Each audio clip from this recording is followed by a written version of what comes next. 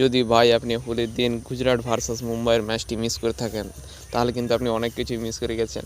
কারণ এই ম্যাচটা একটা সাধারণ ম্যাচ ছিল না, এটা হোলির দিনে একটি পারফেক্ট সিনেমা ছিল, পারফেক্ট যাকে ব্লকবাস্টার বলা হয় সেই রকম সিনেমা, যার টিকিটের দাম বলিউডের যে কোনো টিকিটের দামকে বিট করে দেবে ভাই। এবং এই ম্যাচটিতে সব কিছুই ছিল, পারফেক্ট ইমোশন, পারফেক্ট ড্রামা এবং হেট্রেড ভাই সেই রকম লেভেলের ছিল। হার্দিক পান্ডিয়া, ও না না না না, ও না না না না না না, হার্দিক পান্ডিয়া এবার মুম্বাই ইন্ডিয়ান্সের ক্যাপ্টেন হয়েছিল, কিন্তু ম্যাচ খেলছিল গুজরাটে। গুজরাটকে প্রথমবারে চ্যাম্পিয়ন বানিয়েছিল, দ্বিতীয়বারে চ্যাম্পিয়ন তো হতে পারেনি, কিন্তু ফাইনালে নিয়ে গিয়েছিল। কিন্তু এই ম্যাচটা দেখার পরে কখনো মনে হয়নি হার্দিক পান্ডিয়া কখনো কি ঘরে ছিল না কি মুম্বাই ছিল, বোঝাই যাচ্ছে না ভাই। মতলব না ঘরকে থে না ঘাটকে রহগে, না মুম্বাইয়ের ফ্যানের সমর্থন ছিল না গুজরাটের ফ্যানের সমর্থন ছিল, কোনোটাই ছিল না ভাই, টোটালি কোনোটাই ছিল না। মুম্বাইয়ের ফ্যান তো রোহিত শর্মার জন্যই রেগেছিল হার্দিক পান্ডিয়ার উপরে, আর গুজরাটের ফ্যান ঠিক এই কারণে। এবং আরেকটা কারণ যেটা গুজরাটকে হার্দিক পান্ডিয়া ছেড়ে যাওয়ার জন্য তারা খুবই দুঃখী ছিল, আর ঠিক এই জন্যই বু সারা সময় বু এই ব্যাপারটাই চলেছিল। আর তারপর থেকেই এই প্রশ্নটা বারবার উঠে আসছে যে কোন সেই প্লেয়ার যাকে শেষবারের জন্য, বিশেষ করে ভারতীয় প্লেয়ার, কোন সেই ভারতীয় প্লেয়ার যাকে এইরকমভাবে ট্রোল করা হয়েছিল। আমার তো মনে নেই ভাই, কারো যদি মনে থাকে অবশ্যই কমেন্ট করিও। হ্যাঁ, এটা অবশ্যই মনে আছে যখন বিরাট কোহলি আর নবীনুল হকের কন্ট্রোভার্সি হয়েছিল, তখন নবীনুল হক যেখানেই যেত তাকে নিয়ে অবশ্যই এই আওয়াজটা এসে বু এরকম আওয়াজ আসতো, বা কখনো কোহলি কোহলি এরকম আওয়াজটা আসতো। কিন্তু পুরো 80,000 দর্শক এভাবে করবে ভাই, ভাবা যায় না। এরকম মনে হয়েছিল যে মুম্বাই ইন্ডিয়ান্স আর গুজরাট টাইটান্স দুটো তো আলাদা টিম, আর হার্দিক পান্ডিয়া আরেকজনের জন্য আলাদা একজন লোক, এলিয়ান। হার্দিক পান্ডিয়ার উপরে সবথেকে বড় কারণ আগে ছিল যে রোহিত শর্মাকে ক্যাপ্টেন থেকে সরিয়ে ফেলার জন্য। আর তারপরেই যখন হার্দিক পান্ডিয়া রোহিত শর্মাকে বাউন্ডারিতে অর্থাৎ আই থিঙ্ক লং অনে ফিল্ডিং করতে পাঠায়, তখন তো ভাই ফ্যানের মুখে আগুন ঝরেছে। মুম্বাই ইন্ডিয়ান্স বা গুজরাটের ফ্যানদের তো এটাই মনে হয়ে যাবে ভাই, হার্দিক পান্ডিয়া রোহিত শর্মাকে বাচ্চা মনে করছে, যে যেখানে মনে হবে সেখানেই ফিল্ডিং করাবে, পাড়ার ক্রিকেটারের মতো। আর প্রত্যেকটা বলের পিছনে ভাই, হ্যাঁ ভাই রোহিত ভাই যাও যাও পিছনে যাও, ওইদিকে যাও ওইদিকে যাও। ভাই রোহিত শর্মার সাথে ইন্ডিয়ান ফ্যান ইমোশনালি কানেক্টেড আছে অনেক দিন থেকেই।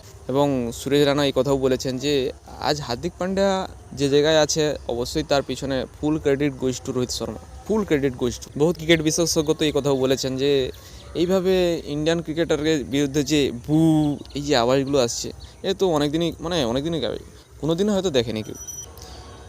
আর মিস্টার কেভিন পিটারসন, তিনি যখন জিও সিনেমাতে কমেন্ট্রি করেছিলেন, তখন তিনি একটি বিজ্ঞপ্তিও দেন, যে বলেন তার পুরোটাই বলছি, I have never seen any Indian cricketer getting বু লাইক হার্দিক পান্ডিয়া। এবং রোহিত শর্মার জন্য পজিটিভ কথা প্রত্যেকটি মানুষের মুখ থেকেই শোনা যাচ্ছে। এই সময় আকাশ চোপড়া বলেন যে হার্দিক পান্ডিয়া মুম্বাইয়ের ক্যাপ্টেন ঠিক আছে, কিন্তু তবু বু তাকে শুনতে হচ্ছে। রোহিত শর্মার ফ্যানবেস ভাই সেই লেভেলের আছে। এই ম্যাচটাতে আমার আর একটা ইনসিডেন্ট মনে আছে, যখন হার্দিক পান্ডিয়া বুমরাকে বল দিয়েছিল, তখন একটি বলে বাউন্ডারি আসে, তখন হার্দিক পান্ডিয়া বুমরার কাছে যায়, আর ঠিক তার পরের মুহূর্তেই বুমরা আবার রোহিতের কাছেও যায়, এবং দুজনে বুমরা আর রোহিত দুজনে হার্দিকের দিকে তাকে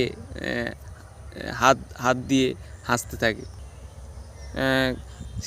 সেই মুহূর্তে অনেক লোকই কমেন্ট দিয়েছে যে ভাই কী দিন এলো যে ইন্ডিয়ার অধিনায়ক রোহিত শর্মা এবং জসপ্রীত বুমরা ওয়ার্ল্ড ক্লাস নম্বর 1 বোলার, তাকে হার্দিক পান্ডিয়া নিচে খেলতে হচ্ছে। এর মানে এই নয় যে হার্দিক পান্ডিয়াও অনেক ছোটো লেভেলের ক্যাপ্টেন, তিনি অনেক জায়গায় ক্যাপ্টেন্সি করেছেন, কিন্তু রোহিত শর্মার যে ক্যাপ্টেন্সির বেস, তার লেভেল কিন্তু ভাই অনেক উপরে, তার ধারে কাছে নেই কেউ। আর ঠিক সেই জন্যই ভাই এখন হার্দিক পান্ডিয়ার ছায়াও রোহিত শর্মার ফ্যানেদের জন্য গালিগালাজের কারণ হয়ে যাবে ভাই।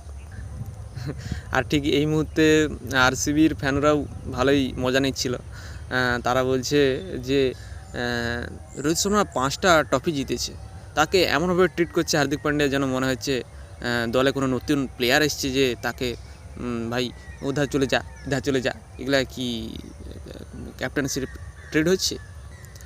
তারা এটাও বলেছিল যে বিরাট কোহলি আরসিবি ছাড়ার পরে যে লয়্যালটি সে পেয়েছিল ফ্যানদের কাছ থেকে, রোহিত শর্মা সেটা পাচ্ছে না, খুব খারাপ লাগছে ভাই। আর ভাই ক্রিকেট স্টেডিয়ামে তো দেখার বিষয় ছিল প্রত্যেকটা মুহূর্তে, মানে প্রতি 5 মিনিট অন্তর ভাই, প্রতি 5 মিনিট অন্তর একটাই কথা উঠে আসছিল যে हमारा कैप्टन कैसा हो और রোহিত শর্মা জয়সা হো। রোহিত ক্যাচ ধরে তখন এই কথাটা উঠে আসছিল, রোহিত ফিল্ডিং করছিল তখন উঠে আসছিল যে রোহিত 6 মারছিল 4 মারছিল, যে কোনো একটা স্মল থেকে স্মল, বড় থেকে বড় প্রত্যেকটা রিয়াকশানে এই কথাটা উঠে আসছিল। এই মুহূর্তে সোশ্যাল মিডিয়ায় একটা ভিডিও ভাইরাল হয়েছে যে হার্দিক পান্ডিয়া রোহিত শর্মাকে বলছে ভাই পিছে যাও।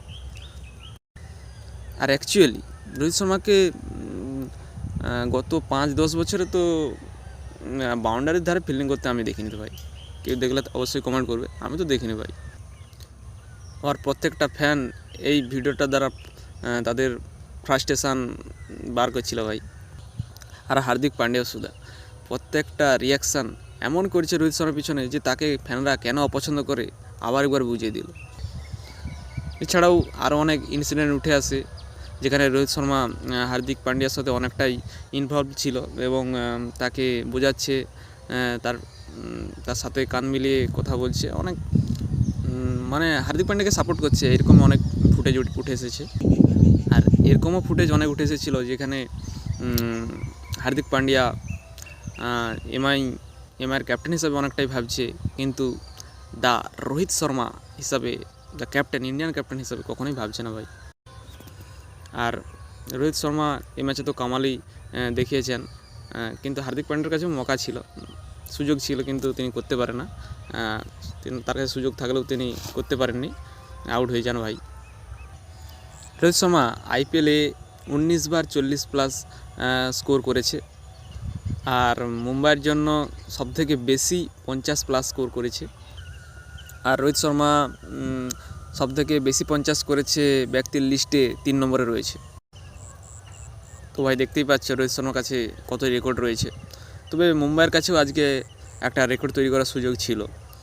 হার্দিক পান্ডিয়ার ব্যাটিং অর্ডারের পিছনে অনেকটাই প্রশ্ন উঠে এসেছিল যে হার্দিক পান্ডিয়া কেন নিজেকে টিম ডেভিডের পিছনে প্রমোট করেছে, যে একদম স্পিনই খেলতে পারেন, টোটালি স্পিন খেলতে পারেন না টিম ডেভিড, ফলে ভাই স্ট্রাইক রোটেট করতে পারছিল না। সুতরাং ওখানে হার্দিকের আসা অবশ্যই উচিত ছিল। তারপরেও এই ম্যাচটা কিন্তু মুম্বাইয়ের অবশ্যই জিতা উচিত ছিল ভাই। 36 বলে 6 ওভারে 48 রান চাইছিল, 6 ওভারে 48 রান, 48। হার্দিকের কিছু বাজে সিদ্ধান্তের জন্যই ভাই মুম্বাই ম্যাচটা হেরে গেল ভাই। অ্যাজ এ ফ্যান আবার একবার দিল টুট গিয়া। 15 ওভারে 5 রান, 16 ওভারে 4 রান, 17 নম্বর ওভারে 3 রান, মাত্র 3 রান, 18 নম্বর ওভারে 9 রান, 19 নম্বর ওভারে 8 রান, আর শেষ ওভারে 20 নম্বর ওভারে 12 রান, মাত্র 12 রান।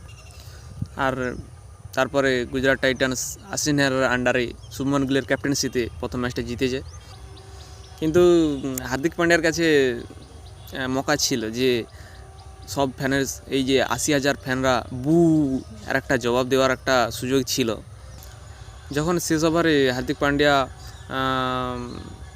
ব্যাট করেছিল তখন উমেশ যাদব বলে এসেছিল, তখন প্রথম বলেই কিন্তু সেই কলকাতার ম্যাচের মতো ভাই 6 মেরে দিয়েছিল। সবাই ফ্যান চিৎকার করেনি অবশ্য, কিন্তু চিৎকার করেনি।